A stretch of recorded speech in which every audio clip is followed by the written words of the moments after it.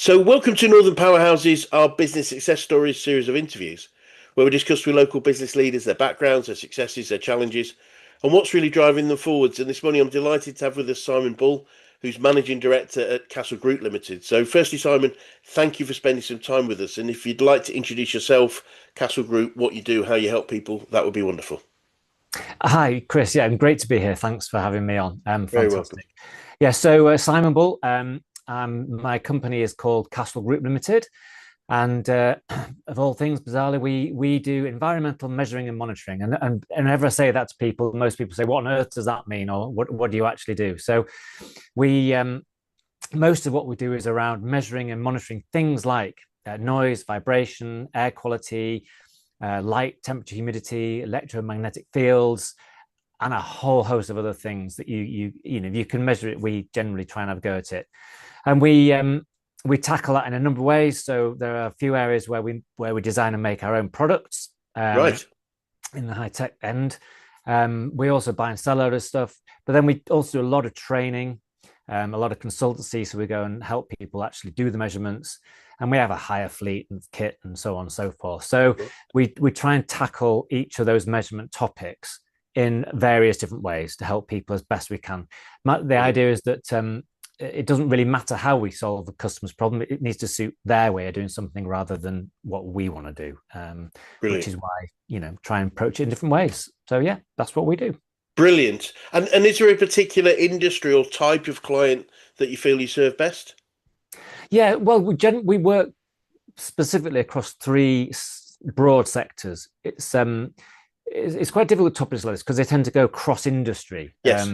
So we tend to look to sort of departmentally, if you like. So Yep. health and safety is quite a big one. Yep. So measuring things like hand-on vibration in the workplace, air sampling for cost regulations, that kind of thing. Yes. Also environmental, because all those things work in the environment as well, groundborne vibration, sound complaints and what have you.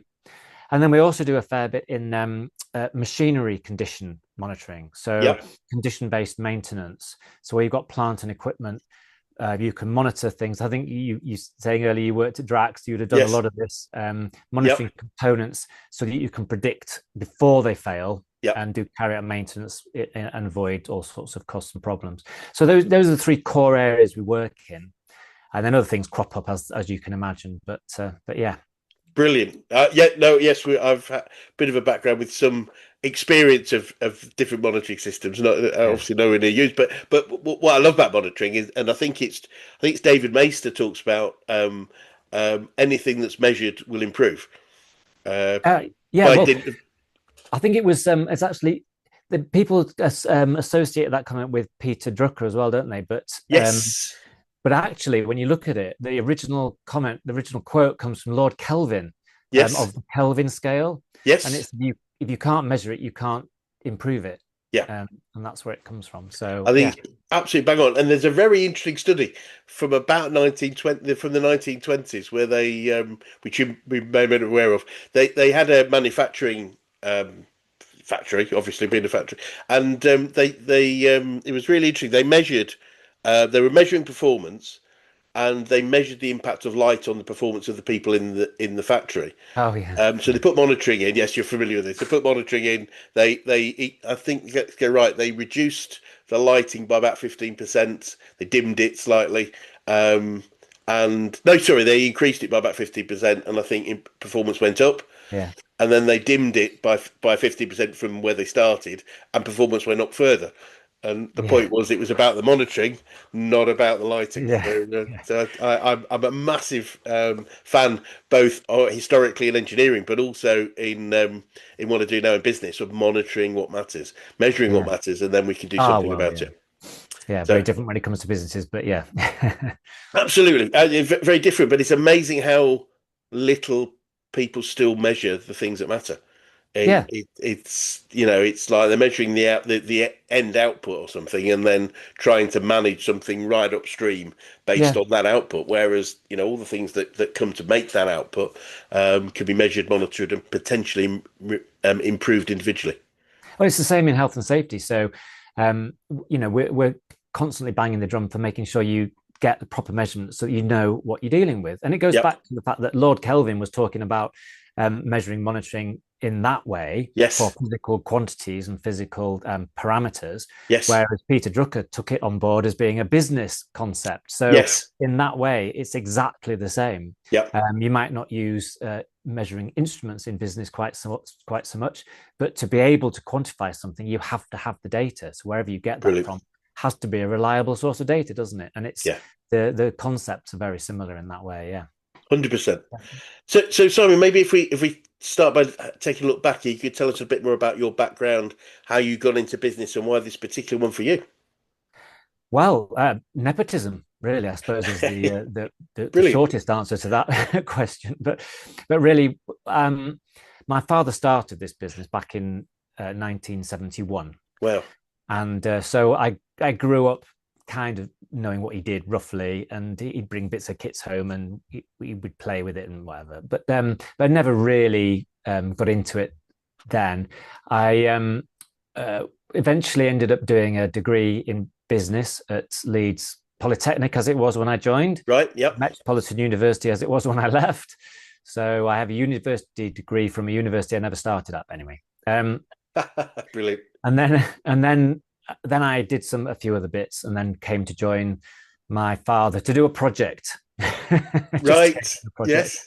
and here I am, 30 odd years later, whatever it is, Amazing. or later. Yeah. So it's yeah, that's how it came to be. It was really, I think my dad probably guided me into it, with a view to wanting someone to come in and help him and carry on with the family business. Yep.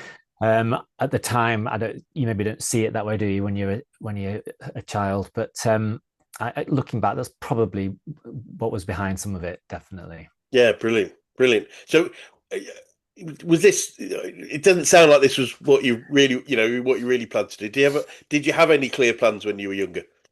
Oh, when I was a kid, I wanted to be Luke Skywalker. Absolutely. Ha brilliant. Definitely.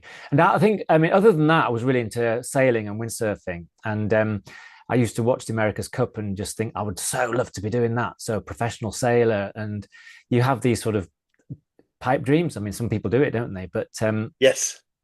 I don't think I really did it enough, perhaps passionately enough, and put enough time into it when I was younger anyway, to be able to do that. So when it came to university, it was the thought of, I'd done maths, physics, and chemistry at A level, so that meant I had quite a lot of options, which Yes. was quite useful. I mean, if you do subjects like that, your degree courses can be almost Yeah. anything you want them to be, which is quite handy. And I looked at chemical engineering, I looked at mechanical engineering, I looked at IT, but I wasn't really IT up here, you know. Yep. And I ended up just landing on business studies. I think probably because I couldn't quite make up my mind on anything else, and that's what I did. So it was probably slightly easier degree than I might have chosen, but yeah, we got there in the end. Brilliant, brilliant. I mean, funny you mentioned the America's Cup. It's, uh, I mean, I'm not a sailor myself. My father was, but Right. looking at some of the coverage now of, when you come back to measurement, the ability to see the graphics that they overlay onto Yeah. the image. I don't know if you've seen it, but like the speeds of the different boats as they turn and change course, the speed of the wind, and it really is overlaying that with information has made for me, someone that's, if you like, a novice, made it really, really fascinating because you can Oh, start to it's see, amazing. rather than just watching a picture of some boats going back and forth, if that makes sense for a Luddite. But it really is. You can see that, as they turn, the slowing down, the speeding up, all that sort of thing is really fascinating. Oh, the telematics on those machines is incredible. When I watched it as a kid, you only watched it if you're really into sailing, because Yes, otherwise it was like watching paint dry.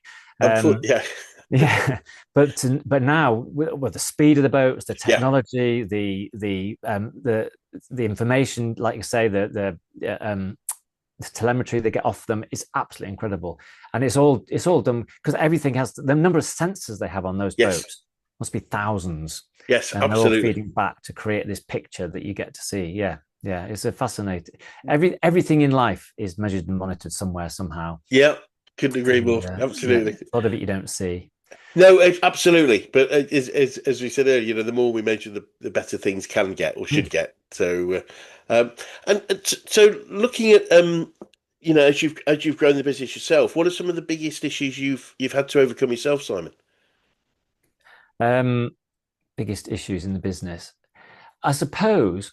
I mean, one of the biggest issues in terms of from beginning to end, where we are now, from where we started, was the fact that I came into a family business.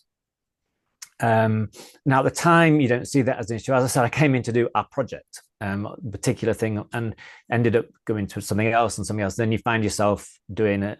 Became a salesman for a while, and then and so on. And before you know where you are, that's your life, and you're working in a family business. Now, it's never been a particularly big business, so in some ways, to bring family into a business, it should be really be big enough to support Yeah.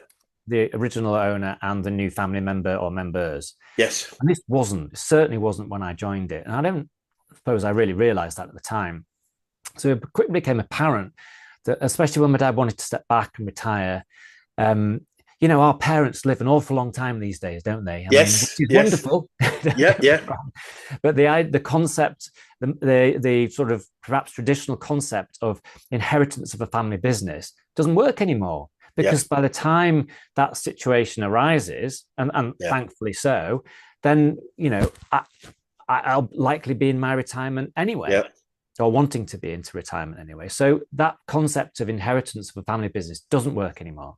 And I think this is a massive problem in SME businesses across the Yes. country and the world right now. I really do. I overcame it by negotiating to buy the business from the family. Yeah.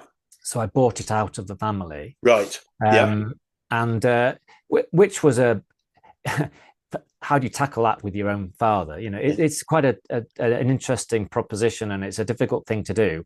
Yeah.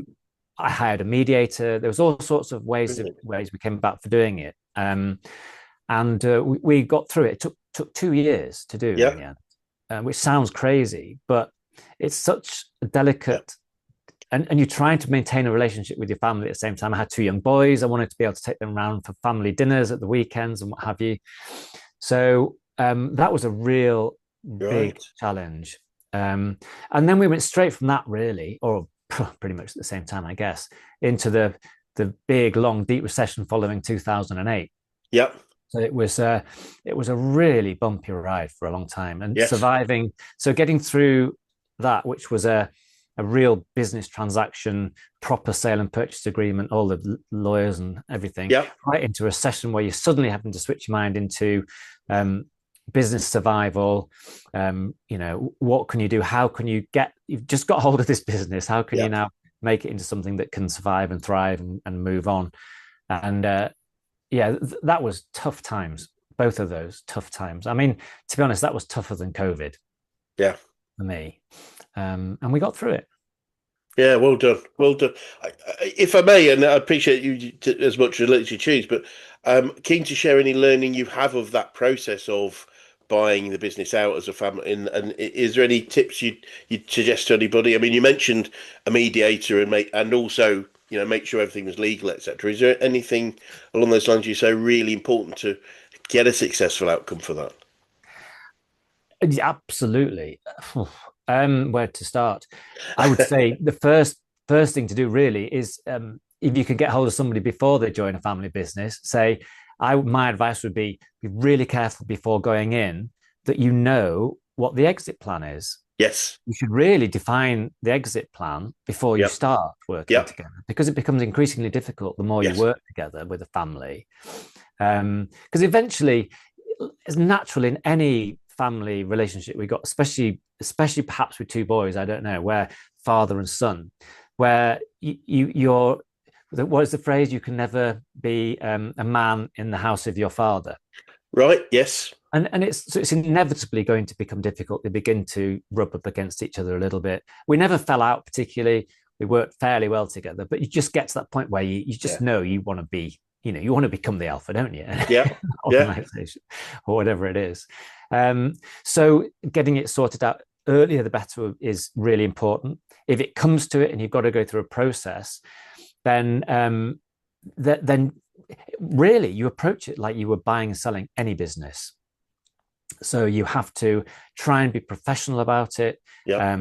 Try not to discuss it over family dinners ever. Yes. Make sure you separate the two processes entirely. Great. Um, and and and there are a number of ways you can do things. I mean, there's so many ways of structuring a business purchase and sale. You'll know yourself. Yeah. Um, but you've got to pick one that's suitable for the business Yes. and for you. I've helped a number of people in the town I'm in through the same process from that learning, and it's Yes.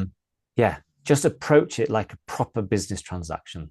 Definitely. Brilliant. I think that's very sound advice. It is, you plan it as if you're not related, because then Yeah, it's really yeah, important. And I think the point you've said, and I've done this with many people, whether it's family or not family, is plan it before it happens. Because when you're in yeah. it, if you wait till you're in that situation, it becomes very difficult. Because it's so if you can plan it ahead of time, say, okay, Oh yeah, it's the abstract world of, let's imagine in 5 years' time yeah. I'm going to buy from you. What would be the principles? You can agree that in a very comfortable, abstract way, and say, yeah, what would happen if this would happen? Oh, well, we'll do this. But when you're in it, it becomes very difficult. And Oh, 100%. And that's the position I got myself in, because yes, I just bounced from one thing to the next. I didn't really, probably because I was young and green, didn't realize what was happening exactly. But then yeah, I know since then I've learned of family friends who had businesses, so family businesses. Dad, mum dies or they separate. Dad gets with someone else. Then dad gets dementia. The new woman gets power of attorney. Suddenly, this what was going to be the future, your future, it's gone. yes, And that can happen if you're in the business as well. yeah, So to protect your own family and future, you have to find a way of making sure that you have more investment in it, yeah, more, invested equity in it, because otherwise these things can be literally swept away from under your feet when it's especially when it's a family. yeah. Um, and I suppose if you went to work for somebody else and hoped that might happen one day, then it wouldn't be quite so surprising. But in a family business, it can take you. It could be a real disaster. Yeah. No, makes perfect sense. And look at business growth in general. What's some of the key tips you have for growing a business effectively? Oh, crikey! Stick at it. Yeah, I yeah, mean, I truly believe that marketing is the only way to lead a business. yeah, Um, you, you start with the customer. You define your markets, define your customers, profile them, figure out what they want, and if you're not delivering that, then add it. yeah. When I started here, we pretty much just did sound meters and a Right. little bit of training. Yeah, So we've we worked out our customers were. We added one of a vibration, which is very closely related. Those two products we make ourselves, but then we yeah, started buying and selling things. So we created well, it was originally a brochure, a buying brochure. I don't know what you call it, a catalog. yeah, And then we had an e-commerce store, and then you start sourcing more products, and then suddenly you realize that you're not what you were. yeah. So you just to me, it was been because we're in a really, really, really niche business. I mean, it's niche beyond niche. Like we're in a niche of a niche. So Yes. it's very difficult to grow that core thing very much by just finding more customers, because Yeah. frankly they're not really there.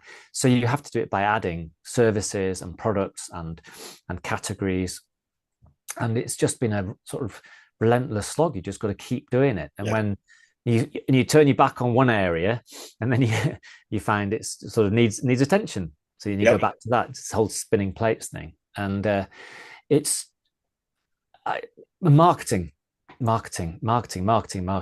You just got to get it right. You've got to go every single aspect of it, and it's not. There is no silver bullet in marketing, and No. most marketing on its own does not work.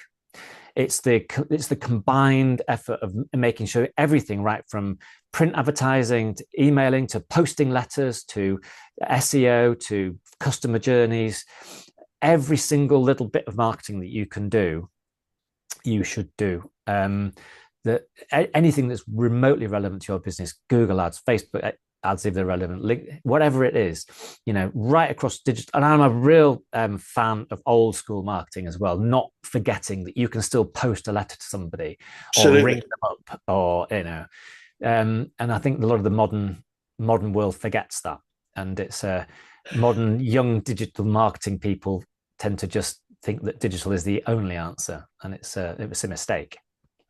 Well, it's a really good point. I mean, um, we're seeing a lot. I mean, a lot of these things are cyclical, and there Yeah, was a point yeah, where physical mail wasn't working very well because the old days when you get 40 pieces of mail yeah, every day, most of it being just crap thrown through your door. yeah, But nowadays, getting a letter is often quite a special event. So, it is more. It yeah, is the return on investment we're seeing right now is very, very is improving daily on yeah, physical media. Whereas, as I say, 10, 15 years ago, it probably wasn't. Interestingly enough, you'll probably be just tying it back to what you do. But one of the principles that we teach people is that marketing is maths. And the two key principles of marketing effectively is test things before you go full blown on things, but most importantly, measure the response, measure the return. oh, And absolutely. and because I remember our founder saying that one thing he said is that the challenge is 80% of marketing doesn't work. But if we don't Oh, measure, we yeah, don't know which yeah, 80%. So we're it's just the throwing truth. money at things. And it's accepting that and starting to measure effectively on marketing is a real key, I think, to being able to successfully invest in the right types of marketing for our business at the right time. Yeah, I think a lot of people tend to think that marketing is a creative endeavor, but I don't believe it is at all. No, I think it's an administrative and a data 100%. business and a data subject. I mean, there are creative elements within it, but if you if 100%. you're the sort of person that can do the marketing that counts, you're generally not the sort of person that can do the creative stuff. So you buy that in anyway. Absolutely. When Well, we always joke that we give that to our designer who colors it in with his crayons, and that's once we've figured out what the marketing actually is, and yeah, yeah, it's so key. It's the only marketing guru we need is the market itself. The market will tell yeah, us what works and what doesn't work if we measure, and yeah, and that's the key thing. We don't need to be particularly clever. We can just try. I know one of the principles we often teach people is whatever your marketing budget is, divide it by 10 and do 10 different strategies and measure them all, and then find the one that's going to work best and invest primarily in that the first one or two. yeah, Um, yeah, yeah, don't, absolutely, and that includes messages as well as media. Whether it's physical or whether it's online, but what's the message, what's the headline, all those sorts of yeah, things. There's so many different things that can be measured, and by measuring them all, we can start to identify what is the best message in the best media for the best market sector. yeah, yeah, yeah, absolutely, and that's all down to measurement, Yep, metrology again. So absolutely. I love yeah. measurement. As I said before we started, I think you're aware, Simon, we're a business coaching organisation. I'm keen to know who the best coaches you've worked with, whether that's business, sport, or life in general. Who's had the biggest impact on you? Um, I had a one of the best things I ever did was to take on a business mentor. Now, it wasn't through an organization like yours. It was more happenstance because he owned the marketing business that we used. And he retired. He sold his marketing business to his designers who carried on doing our design work Yep, and all the creative side of things. In fact, still do. But he, in his retirement, even when he was running the business, he would often come and help. He'd come sit down and we'd discuss issues rather than them just create a piece of literature or a website or whatever it was. He would often come down and talk through the issues from a fundamental marketing perspective. And brilliant, he started out by helping me break down the business and structure everything right. So when it came to his retirement, he offered to come and act as a paid business mentor. brilliant, So he came in every week, and I called him my weekly kick up the backside. And it was absolutely fun. It was life changing, and brilliant, he was there for me through two divorces and a lot of business changes. He helped me through the business purchase. He helped us then afterwards get the business into a really good spot, and he just had a really good understanding of markets and marketing. It was a marketing to the core. It was written yep, through him, and just yeah, fantastic guy. And it was the best thing I ever did, wonderful. 100%. Wonderful. So yeah, And if you want someone to advocate coaching, then yeah. but no, wonderful. Yeah, and I think it's a great example of finding the right person for you. Which I strongly believe in. Obviously the knowledge, the capability, the systems they might bring with them, but it is quite a personal relationship, I think, with your coach or mentor, or whoever it would be. And so it's finding someone that really it's not just the what they teach, it's how they Yeah. interrelate with us. I think is quite important, and I find that, and I find that what I do is that I've become more and more comfortable with um, introducing other people to people that might be interested in working Ah, with me, because maybe it's not going to work from a sort of relationship point of view. Nothing terrible, but it's just depending on the pace, the structure, the interest, etc. And I think it's the key thing for me is serving people bet in the best way we can, whether that's directly or by introduction. I think is really important. Not yeah. always an easy thing to do, because if you the inner salesperson always wants to win every project, but the I think it's really important to honour the person that we're speaking to give them the best outcome they can have, and sometimes that's introducing other people or other companies into the process. And whether it is from your mentor or any other place, do you have any favourite quotes or sayings you catch yourself using a lot about business or success in general? A few, yeah. I did actually think about this beforehand, so because I knew this was Brilliant, one of the questions. brilliant.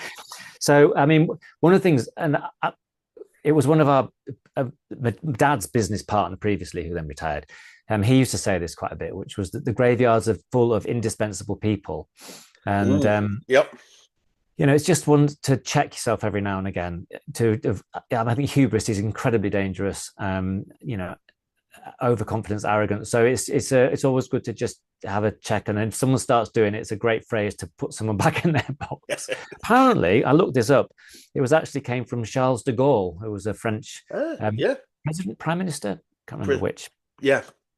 Yeah. Anyway, um, I think this one's Richard Branson. There's no limit to what you can achieve in one day, so long as you don't have to do any of it yourself. Brilliant. Yes, I hope that Mm. is well. Yeah, I 100% agree. Yeah, brilliant. Not very good at. I'm not been very good at achieving it, but I keep reminding myself of it. And anyway, so and then here's one. This is more like a bit of humor for you. Beer is not the answer. Beer is the question. Yes is the answer. I'll have that one too. Thank you. I've not heard that one. Have you What not? what was it? I love there's the Oscar Wilde statement, isn't there? I know it was in my local pub for many years, which was I think it was work is the bane of the drinking classes. I think is so Yes. something like that, which I thought was pretty good. A Um, typical Wild, yeah. Brilliant. And you're still on the learning front. Do you have any favourite books or podcasts you can recommend about business or success again?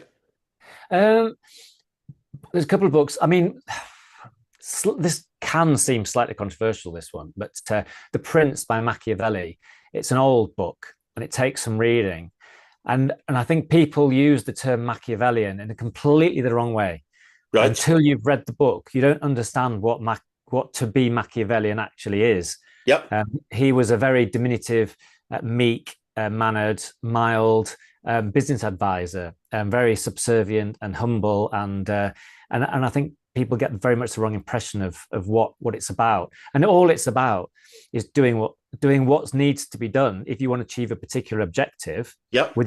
within the resources that are available to you, which Cool. just fundamentally defines business life, doesn't it? Yes. So Yes. Yeah. to me, Oh, that fascinating. was quite game changing. And the other one that I read fairly recently, actually, was called "Turn the Ship Around" by David Arquette, I think his Yeah. name is. He was a US submarine captain, and he was they realized that he was quite good at managing Yes. these situations and ships, and he had a fairly novel approach to things.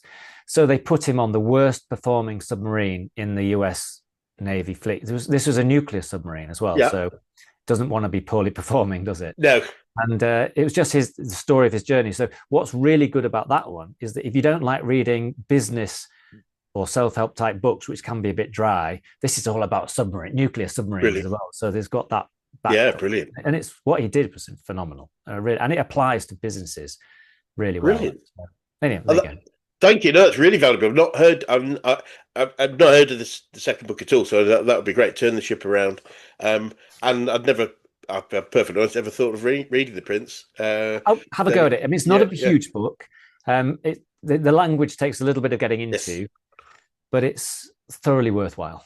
yeah. Thank you. No, that's really great advice. And just finally on the sort of learning front, what would you say? What would you say you've learned about yourself throughout your journey so far, Simon? Oh, um, everything. Uh, I mean, I do quite a lot of community stuff as well. So I run a local group called the Scarborough Business Ambassadors, and it's amazing how different your leadership styles have to be in something like a community group, where it's a group of business leaders all sat around a table, Yeah. to running a business where you're the boss, and Yes.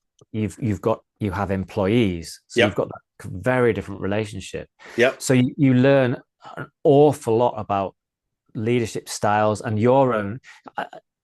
I believe that everyone has a slightly different leadership style. Yep. Yes. There are some distinct ones, but within that there's a million degrees of Yep. nuance.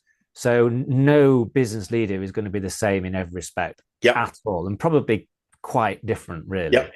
Agreed. So Yeah. I think I've learned a lot about what my leadership style is, or certain aspects of my leadership style. Certainly through John Lewis, the business mentor I had. Nothing to do with the department store. The just the I don't know, the different ways you approach things, and then you read things and you realize that what you're doing actually fits into certain boxes. I mean, there was one thing I came across recently. I think it might have been on TV when they're talking about one of these nature programs about wolves. Yep. And I've always been fascinated by the pack dynamics of Yes. wolves, because they're actually they mirror human pack dynamics. Yep.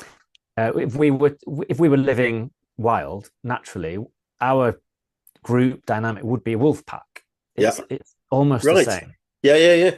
So and one thing that's struck me, and it's something that I'd always kind of felt inside that I knew I did as a what turns out to be leadership style, was I very often lead from the back. Yeah. So a lot of business leaders, very especially the more sort of alpha male types, will want to lead from the front, don't they? Take the Yep. charge and be the one at the front. And da, da, da, da. But when it comes to actually leading people or groups, I've always tended to lead from the back. And what I didn't realize until I watched this program about wolves is that when they're moving from one place to another, a wolf pack, the alpha always goes at the back. Right. Okay. And it's just something that suddenly thought, that's something that I do. And I mean, I know it doesn't have a direct bearing, but it just means that something that I thought was a weakness as a Yep. leader, because I'd always seen these bold, brash leaders making the charge. Actually, it's not always the best way to do it. Depends what it is, clearly. But in Yep. certain situations, the best thing to do is that. And it's Yeah. something that I'd always done and didn't realize that that was a sort of a leadership style choice. That it was I thought it was something that I just didn't do very well. Right. So little things like that you learn along the way, that I've learned along the way, certainly, just by doing it, and doing it in different settings as well, has been really interesting. Yes. And you make some real mistakes when you move from at first when you move from one to the other, I can tell you. But I Yeah. guess it's a good way of learning, isn't it? Absolutely. Absolutely. No. Yeah. No. It's fascinating. I mean, I guess that the sort of military equivalent is generals aren't on the front of the battlefield; they're at the back Yeah, directing it, I for suppose good that's or the bad. ultimate one, isn't it? For good Yeah, or worse, but that's what they do. They're directing it. They're not doing it. They may have done it historically, which is obviously probably how they get to where they get to. But that's their job now, is to direct, to yeah, guide, to strategize, not to pick up a gun or a sword or whatever it would be. yeah. Ride from the Um, horse ride from the front on your horse. So my business mentor, his his work had always been marketing, and his passion was military history books. right. So he now has a business republishing old, out of copyright military history books Oh, okay. primarily. So what he didn't know about military history was and strategy and tactics and all that kind of thing. I mean, probably isn't that many people who know as much as he does around. So that combined with the business and marketing stuff really was a powerful, which helped with a lot of that kind of those kind of issues and Yeah. you know, issues of leadership where they cropped up. He was right there to help me with those, even in my personal life, but certainly at work if something had to be done and a way of doing it, and it was incredibly helpful, and probably because of that as well. Yes. So yeah, it's interesting you say that. That makes a Yeah. lot of sense. Brilliant. And going back to something we talked about a bit earlier, but we have a phrase in Action Coach, which is a definition of a true business, which is a commercial, profitable enterprise that works without its owners. Mm. How do you feel about that as a definition? It's something I've been um, very, very aware of for quite a long time now. And I'm always keen. I mean, very early on in my business life, I would say to my staff that by all means contact me when I'm away on business or on holiday. But if you contact me with something that someone else in the building could have solved, Yep. I will be really displeased. Yep. So by all means contact me if it's genuinely me alone. I said, but there is enough knowledge in this business, in this building, to answer any question that I could answer, Brilliant. unless it's truly of some magnitude to do with the business ownership and that kind of thing. So I've Yes. tried to work on that a lot in the background. I mean, it's difficult in a small privately owned business because you are seen as the boss and the leader, and it's a constant job to make sure that people are able to do things on their own. I mean, we do have lots of systems and processes in place, and that's part of that journey, because until you make something official and documented and systematized, if that's a word, then people don't have something to follow. And we've Yeah. actually fairly recently gone through a process of going through a lot of this part of the business, and we're writing on 9001 and all that kind of thing. But Yeah. and you know, you can do that as a nod to it, or you can do it properly and really get into it and use the principles of it.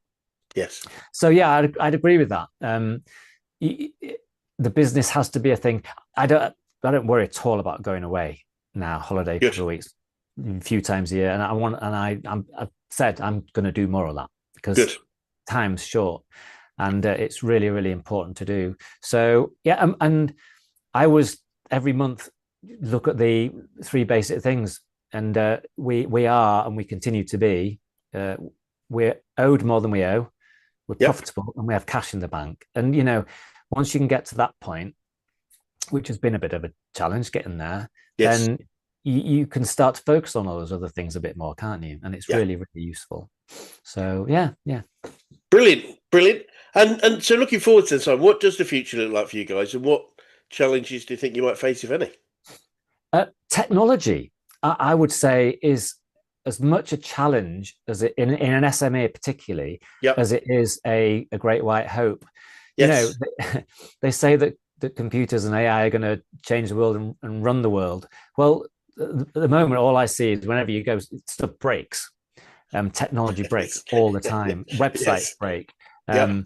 Software breaks, apps break. If you invest in that kind of thing, the maintenance of them becomes an issue. Yep. Finding a good contractor who can write and do these particular things, and when you get into technology like we do, so take a sound meter at the moment. We're developing a new one. We're approaching the end of the project, but then you hit hurdles that are almost unforeseen due to the core technology you're using. That even the people who you invest in, and we subcontract a lot of it out, don't see coming. So you then end up having to go to another specialist to get that problem solved. Because when we sort of go rolling back, the early digital technology we created, one person would be able to do it all. Now, increasingly, people are going to specialisms. So you have a company now, we're just contracting, who don't just specialize in a computer language or a type of technology. They specialize in one type of chip Right. and the programming Well, of it and how it yes. works and runs. And the level of specialism is getting crazy. So you end up having to contract more and more and more companies or people or individuals or employing or whatever to cover all the bases. Then you've got cloud software, you've got PC software, you've got apps, you've got all the different types of software inside a product. And increasingly, they're requiring different specialties and technologies and techniques, and it's a real challenge to overcome.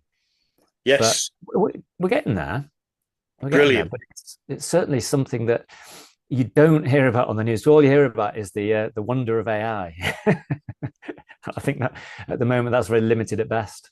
I think so. Yeah, I mean, I understand the sort of exponential growth curve of its ability to do things, and that's, I guess, the Yeah, thing that will yeah, catch us out in many ways. But there's still so many things that it can't do yet, and certainly yeah, from a manual perspective, you said when things break, fixing things like that, there's a whole bunch of stuff, and but I guess our job is to just to keep our finger on that pulse of how quickly yeah. things are changing. But I think I read somewhere recently, I think it was 95% of AI based investments have not returned anything as of yet. Oh well, Um, yeah. That's you know, another worry, isn't it? But that's yeah, another subject. yeah, and so I think it's taking it with a pinch of salt, isn't it? But not being left behind in many ways, which is Oh yeah. I that mean, we balance, use it.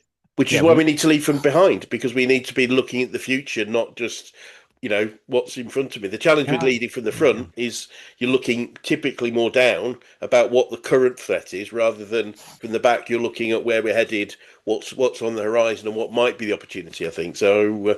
So I totally support your view of that. There was a phrase I love. There, there was a quote. I believe it's a quote. It's anecdotal, but I love it. Which was one for the military, and it was a report about a young officer. And it said, if you don't mind a little bit of swearing, it said his men would follow him anywhere, if only to find out where the fuck he thought he was going, which I quite Quite liked. like that, yeah. Yeah, yeah. So yeah, being followed isn't always the best thing. No, no, true. So, final question, Simon. What is the best advice you could give an 18-year-old you if you could go back in time and do that? Oh my gosh. So I'd probably say go and do some more traveling Yeah, first. brilliant. I did some, but I could have done some more really. Um, yeah, that's quite a big one. Before you get tied up in all the commitments, because the second you start buying yourself a car, getting a girlfriend, buying a house, you're grounded then, aren't you? Yeah, It becomes really difficult to fly. Have faith in yourself. That's probably because I wasn't particularly unconfident, but I also wasn't an out there kind of go get yeah, kid really. Um, I've written another one down here. Listen to old people because they've made all the mistakes first. yeah. And it's very tempting as a younger person to think you know more than you know, isn't it? Yes. Even at my ripe old age now, then there's still merit in finding out what others who went before have Yeah, learned and done and the pitfalls because things change, technology changes, techniques change, there are opportunities, but the fundamentals never change. completely agree. They absolutely never change. And anybody who comes into business thinking that they have is going to fall on their sword very quickly. Couldn't agree more. Yeah, no, I completely agree, and it's very sensible, as they say. That the challenge, often people say with the challenge is trying to tell an 18-year-old anything is impossible. So it's not. Yeah, It's almost a self-defeating question, but it is like, what can you tell an 18-year-old? But if you were to yeah. listen, then listen to more old people. 100%. You It's can like tell an 18-year-old, you just can't tell them much. absolutely. Simon, it's been fascinating to talk to you, and I could continue for another couple of hours. But I really appreciate you spending a bit of time with us. And for anyone that's watching that would like to get in touch with you or the Castle Group, what's the best way of doing that? Okay, so I mean, our website is castlegroup.co.uk. Everything's on there. We have a phone number right at the top because I always think you should, Yep, and we answer the phone. So we have real R- people who real answer the phone people. in person. We don't have, press one for this and press two for that. We have real people answering the phone. So there's a novelty for you. Wonderful, brilliant. Well, look, it'd be great to swing by another 6 to 12 months and just see what the next stages of development over there are. By But all means, but for now, thank you so much for your time. you're welcome. Thanks. It's been fun. Thank you. Yes, it has. Brilliant.